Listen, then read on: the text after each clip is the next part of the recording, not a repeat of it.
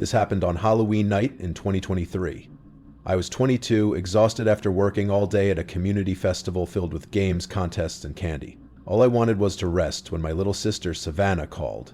She wanted me to take her and my nephew Jackson trick-or-treating since no one else would. Tired or not, I gave in. Savannah dressed up as Raven from Teen Titans, and Jackson went as Sub-Zero from Mortal Kombat. We drove to a busy neighborhood where everyone seemed to go all out. Decorations, costumes, and candy everywhere.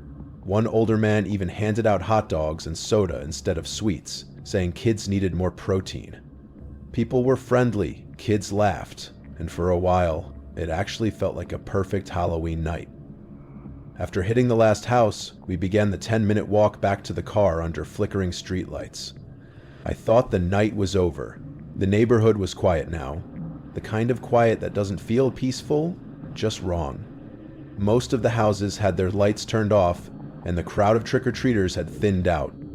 As we walked, I scanned around out of habit, and that's when I saw them. Across the street, in front of a dark house with no lights, stood a person dressed entirely in black. I almost missed them, but something about their stillness caught my eye. They wore a hooded cloak, head slightly tilted, watching. Just darkness where their face should have been. I couldn't tell if it was a man or a woman, but I knew for sure they were staring straight at us. My stomach dropped. I told Savannah and Jackson quietly, "There's someone across the street. Look, but don't stare." Jackson laughed, saying it was probably someone just trying to scare people. Savannah didn't laugh. She caught the tone in my voice and knew I was serious. She also knew I carried a Glock in my backpack, a precaution I always took when I was out late. When I told them to stay close, she didn't argue. Jackson, still innocent and oblivious, just shrugged it off. We kept walking, but I could feel that figure's gaze following us. Every few steps I'd glance over and they were still there, unmoving. Then out of nowhere I heard heavy footsteps behind us. Sharp, heavy, deliberate. Like boots hitting the pavement. I turned and my heart sank. It was the same person, now walking toward us. Under the dim streetlight I could see the details. Tactical vest, combat boots, black pants tucked in, full spandexed mask covering their face. This wasn't a Halloween costume, this was someone prepared for something bad. I leaned close to Savannah and whispered, "They're following us. Don't stop walking, and don't look back. Stay calm." Savannah's eyes widened, but she nodded. Jackson stayed quiet, sensing the tension. The footsteps stayed behind us, steady, keeping pace. My heart was pounding so hard I could hear it. When we reached the car, the sound of those boots grew louder. That's when I made a decision. I turned, pulled out my Glock, and aimed it at the figure. "Why are you following us?" I shouted. They froze, then slowly raised their hands. The motion was calm, calculated. Too calm. Then they reached up and pulled off their mask. It was a woman. Pale skin, dark eyes, maybe mid-30s. She just stared at me with a blank face, completely unfazed by the gun. "Why are you following us?" Her lips finally moved, her voice cold and flat. "I'm an undercover cop. There was a report of a break-in and I came to check it out. When you looked at me, I thought you were the suspect." My hand tightened on the gun. None of what she said made sense. She was standing outside a random dark house dressed in tactical gear and a mask, accusing me of a break-in because I looked at her? I asked, "If you're undercover, why are you wearing all black tactical gear? And what's with the cloak?" She didn't answer. Her eyes shifted, her expression changing. Not scared, not angry, just irritated? Like she was calculating. Then she smiled. That smile made my skin crawl. It wasn't a friendly smile. It was the kind of smile that said, "You got lucky. If you didn't have that gun," she said slowly, "this night would have ended a hell of a lot different for you." Before I could react, 4 more figures stepped out from between the houses. All dressed the same, tactical gear, vests, black pants, emotionless faces. They stood behind her, silent. I didn't wait. "Get in the car!" I yelled. Savannah and Jackson didn't hesitate. I backed toward the car, keeping my gun trained on the woman. Her smile never left. I got in, slammed the door, and sped off. In the rearview mirror, she was still standing there, just watching us leave. The drive home was dead silent. Jackson clutched his candy bag so tight his knuckles turned white. Savannah stared out the window, pale as a ghost. I dropped them off, made sure they got inside, then drove. For days I couldn't shake it. Why us? There were dozens of people walking around that night. Families, kids, cars moving in every direction. Why target us? A few days later, my phone buzzed with a message from an unknown number. No words, just a picture. It was my car, parked in my apartment lot, taken from close range. My blood ran cold. I called the police immediately and told them everything. They took a report, but like always said there was nothing they could do unless a direct threat was made. I couldn't believe it. A few days later, curiosity, or maybe stupidity, got the better of me. I drove back to that same neighborhood, to the house where I'd first seen her. A man in his 40s answered the door, half asleep. When I asked if there had been a break-in on Halloween night, he looked completely confused. "No," he said. "I went to bed early. Didn't see or hear anything." That's when I knew her story had been a lie all along. Whoever she was, whoever they weren't cops. They were something else. They knew my number, my address, everything. The thought that they'd chosen us specifically, that they'd watched us, followed us, planned something for that night, it still keeps me up. Maybe I was just in the wrong place at the wrong time. Even now, 2 years later, I still think about that night more often than I'd like to admit. For a long time, I couldn't sleep without checking the locks twice, sometimes 3 times. I started going to therapy, and I even installed a Ring camera on my front door just to feel safe again. I haven't gotten any strange messages or calls since that photo was sent, and I tell myself every day that maybe it's finally over. Still, there's something about that kind of fear, the kind that makes your skin crawl and your instincts scream, that never really leaves you. Writing this story out helps me breathe again, helps me move on, even if just a little. But if there's one thing I want you to take away from what happened, it's this. Always pay attention to your surroundings. You never truly know who might be watching or what their intentions are. Sometimes danger doesn't come kicking down the door. It waits quietly, watching from the dark, pretending to be harmless until it isn't. I can say without a doubt that being armed that night saved our lives. Stay alert.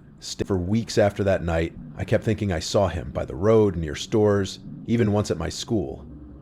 It was always someone else. Or maybe not. Ryan couldn't sleep for days, and the police never found the man. What haunts me now isn't what he did, but what he could have done. If we'd believed him, if we'd taken one more step, we might not be here today. Every Halloween since, whenever I see someone standing alone in the dark, I think of him. Sometimes, the scariest people aren't the ones in masks. They're the ones pretending to belong. What would you have done that night? Run or stay?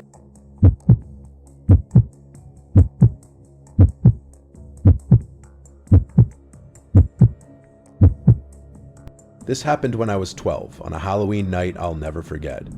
My parents decided to do something new that year, so we spent the weekend at a small family resort about an hour from home.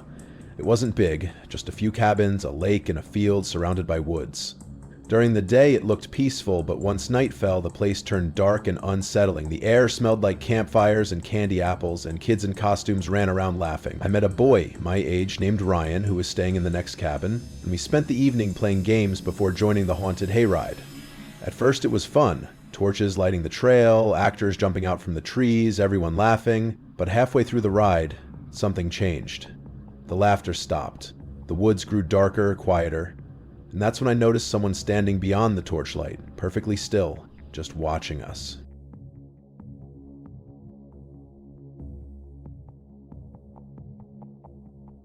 We were passing through the darkest stretch of the trail, and the mood had completely shifted. The laughter from before was gone, replaced by the slow creaking of the wagon and the dull hum of the tractor engine. The torches lining the path grew sparse, their flames flickering weakly in the wind. The air felt heavier there, like even the woods were holding their breath. The tractor slowed almost to a stop, and when I turned my head toward the trees, that's when I saw him. A man standing just outside the light's reach. He wasn't part of the hayride cast, you could tell instantly. He wasn't wearing any costume that fit the Halloween theme. No mask, no fake blood, just a black jacket, worn jeans, and a baseball cap pulled low over his face. His hands were buried in his pockets, and he stood unnaturally still, staring straight at the wagon as if he'd been waiting for it. For a moment, I thought maybe he was one of the workers taking a break, but even from that distance, something about him felt wrong. He wasn't relaxed, he wasn't joking around. He was focused, motionless, like a shadow pretending to be human. I tried to shake it off, but then he moved, not much, just slightly tilting his head. Even though I couldn't see his face, I swear I felt his eyes lock onto mine. That cold, crawling feeling ran down my spine, the kind that makes your instinct scream before your brain catches up. Later that night, we all gathered by the bonfire near the lodge. Parents chatted, kids ran around collecting candy, and music played through a couple of old speakers. Everything felt normal again, warm even.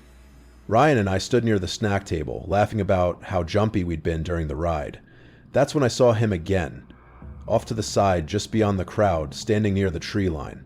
The same man. My chest tightened immediately. He was about 30 feet away, half hidden in the shadows, still wearing that same black jacket. He wasn't close enough to seem threatening, but far enough to feel deliberate, like he was observing, not participating. My stomach dropped. I nudged Ryan and whispered, "That's him. The guy from the woods." Ryan glanced over, squinting, then shrugged. "Maybe he's a worker, dude. Or somebody's dad." But I knew better. He wasn't talking to anyone. He didn't move. Just stood there, hands in his pockets, staring in our direction. I turned away for a second to tell Ryan I didn't. By 9, most families with little kids had gone back to their cabins. The crowd had thinned out, and the bonfire was starting to die down. Ryan and I were still wide awake and full of sugar, so we decided to walk around the resort before heading in. Behind the cabins, there was a narrow dirt trail leading into the woods. Ryan grinned and said, "Let's check it out. It's Halloween, might as well do something scary." I hesitated, but I didn't want to look scared in front of him. We both had flashlights, so I agreed. The path was quiet except for the sound of our footsteps crunching the leaves. The deeper we went, the darker it got. The air grew colder, heavier. The laughter and music from the resort faded, until all we could hear was the soft rustle of wind through the trees. About 200 feet in, we reached a small clearing. There was an old wooden sign nailed to a tree that said, "Silent Property." We stopped there, throwing a few pebbles at it and joking about summoning ghosts. Just stupid kid stuff. That's when we heard it. Footsteps. Slow, heavy, deliberate, coming from deeper down the trail behind us. Ryan froze mid-laugh. We both turned toward the sound, flashlights trembling slightly in our hands. "Probably another kid," Ryan whispered, but no. The rhythm was too steady, too weighted. Whoever it was walked like an adult. I pointed my flashlight down the path, but the beam only reached so far. Beyond it was nothing but blackness. Then, silence. The footsteps stopped. We stood there, not breathing, straining, and then a man's voice echoed softly through the trees. "Hey there, boys." It was calm, too calm. That same voice I'd imagined earlier. Ryan's eyes went wide, and before I even said a word, he knew. It was him. The man stepped forward just enough for the light to catch him. Black jacket, cap pulled low, same exact outfit. "What are you two doing out here?" he asked, his tone light but unsettling. "You like candy?" Neither of us replied. He reached into his pocket and pulled something out, holding it up toward the light. A Reese's cup. "I got more of these in my cabin," he said slowly. "Come on. I'll give you some." My skin crawled. Ryan took a step back, whispering, "We should go." The man moved closer, the gravel crunching under his boots. "You don't have to be scared. I saw you boys on the hayride earlier." Hearing that made my stomach drop like a stone. He had been watching us. I grabbed Ryan's arm and whispered, "Run." He hesitated for half a second before I pulled him and we bolted down the path. Behind us, his footsteps thundered against the dirt. Fast, aggressive, chasing. I could hear his breathing now, closer, louder. My flashlight shook in my hand, the beam bouncing wildly across the trees. I didn't dare look back. Every instinct screamed to just keep running. My chest burned, my legs felt like they were on fire, and the only thing keeping me going was the faint orange glow ahead, the resort lights. I could hear him gaining, just a few feet behind us, and I screamed for help. "Help! Somebody help us!" We burst out of the woods and into the open clearing, stumbling toward the bonfire where a few adults were still talking. The noise, the lights, the people. It felt like safety. We didn't stop running until we reached the crowd. My parents turned at the sound of my voice, eyes wide with panic. I looked back, expecting to see him charging out of the woods after us, but the path behind us was empty, nothing but darkness. My parents ran over, demanding to know what happened. Between gasps, I told them everything. The man in the woods during the hayride, seeing him by the trees, and how he followed us trying to lure us away. Ryan backed up every word. My dad grabbed a flashlight and along with another man ran straight toward the trail. A few of the workers followed, but after 10 minutes of searching, they came back shaking their heads, no sign of him. The resort manager called the local police, and they arrived about 30 minutes later.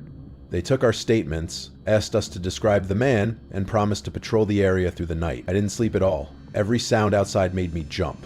My parents locked the door and stayed up with me until morning. The next day, the police came back to say they hadn't found anything. No footprints, no tire marks, no one matching the description anywhere nearby. They said it was probably a trespasser from outside the resort, maybe a local, but I didn't believe that. That man knew too much. Our faces, our route, our timing, he wasn't random. As we packed our bags to leave, I sat quietly in the back seat, staring out the window. The car rolled past the tree line, and I couldn't help scanning the edge of the woods. For just a second, I thought I saw something. A dark shape standing between the trees, motionless, just like before, but when I blinked, it was gone. For weeks after that night, I kept thinking I saw him by the road, near stores, even once at my school. It was always someone else. Or maybe not. Ryan couldn't sleep for days, and the police never found the man. What haunts me now isn't what he did, but what he could have done. If we'd believed him, if we'd taken one more step, we might not be here today. Every Halloween since, whenever I see someone standing alone in the dark, I think of him. Sometimes, the scariest people aren't the ones in masks. They're the ones pretending to belong. What would you have done that night? Run or stay?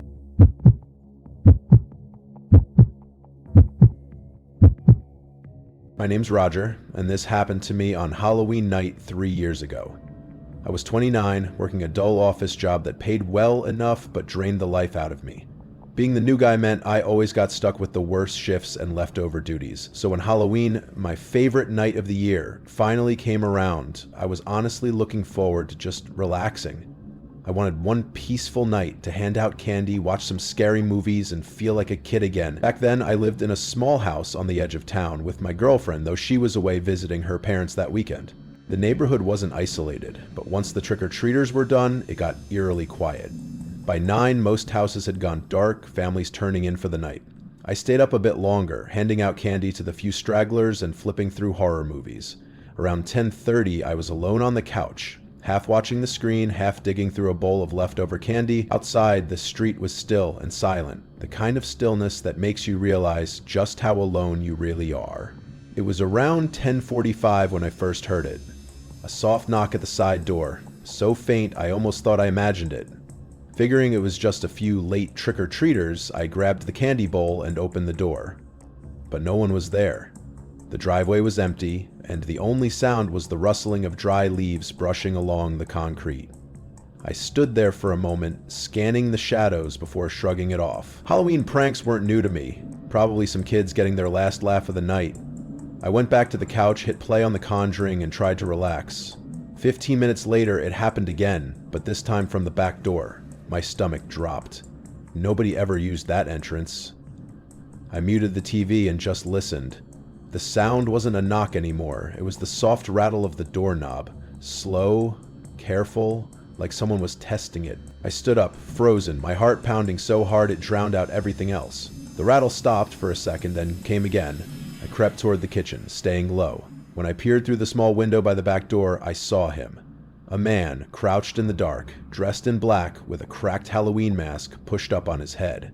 In his hand was a crowbar. He wasn't nervous or hurried. He looked calm, almost focused, like he knew I was watching him and didn't care. I backed away slowly, grabbed my phone and whispered to 911. The operator's voice was steady, telling me to stay quiet, stay hidden, and keep her updated. I didn't want to risk noise by running upstairs, so I crouched behind the counter, knife in one hand, phone in the other, whispering every move he made. Then I heard it. The faint pop of a window screen being pulled loose. My stomach turned. "He's at the basement window," I whispered. The dispatcher told me the officers were on their way. That's when the sound changed. A sharp crack. Glass breaking. I could hear pieces hitting the concrete floor below. He was getting in. I remember gripping the knife so hard my hand hurt. Every instinct screamed at me to run, but I couldn't make a sound. Then, suddenly, headlights. Blue and red lights flashed through the blinds. Relief hit me so hard I almost dropped the phone. I heard heavy boots pounding outside, then yelling. The man bolted, sprinting across my yard, but he didn't make it far. 2 officers tackled him near the edge of my driveway. I watched through the window as they cuffed him and pulled his bag open. What I saw made my blood run cold. Duct tape, zip ties, gloves, and that same crowbar. This wasn't just some burglar looking to steal. He came prepared for something else. Something far worse. Later, the police told me he had a record, breaking and entering, assault, stalking, and was being investigated for several disappearances in nearby towns.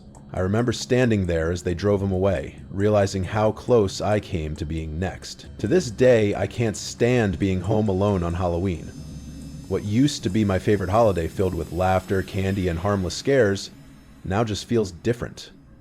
Every time I hear footsteps outside or a faint knock at the door, my heart skips a beat, and I remember that night.